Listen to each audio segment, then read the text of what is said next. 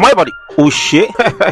Popular Nigerian comedian Adebowale Adedayo, where the Niger community and fans they refer to as Mr. Macaroni, don't reveal one ogbonge secret when him be covered for in Shokoto. Where they be the secret would they talk about like this? He don't come out to come tell those we care to listen how him take suffer depression after them expel him from university in the year 2017. Him talk say depression be one swallow him destiny due to say na the fourth university where him they attend for him life be that. And na in Twitter handle, na they blow out the secret on Saturday. Come on, everybody. Oh shit. Make I give am to you as it take drop am. Now it is. I was dealing with depression late 2017 and 18. That was the period I was expelled from university, and it was the fourth university at the time. Wahala. As if that one not day enough, Mr. Macaroni, the skit maker, comes to talk say in the year 2018, another round of depression will be senior bra to be one where them take expel am from school, come show face, come hug am, and also come kiss am because of say in acting career no they make meaning as jobs to do look on the day.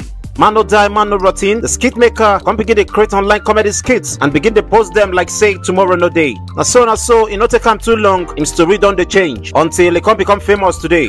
Somewhere for the post when he take post for in Twitter and do so, in constant talk say from 2018 to 2019 another round of depression comes to the rub and pancake. He saying could continue to the hustle for roles again inside the Nollywood life. Him say he done the day off and on into the acting job since the year 2011 and Nagboko Baga movement now the matter be. He said the scam and sote in could pay for forms based on say he won't become a movie star. Him say say him no dull for the content creating and posting job in the year 2019 when he be say in the middle of depression itself. Now that time so, now God come show face on top of matter. According to Mr. Macaroni himself, he said that same year so, now God picking call, and since then, now be the story today. Finally, the comedy content creator will be Mr. Macaroni later go back to the school we've been expelled before and successfully he come turn to graduate there.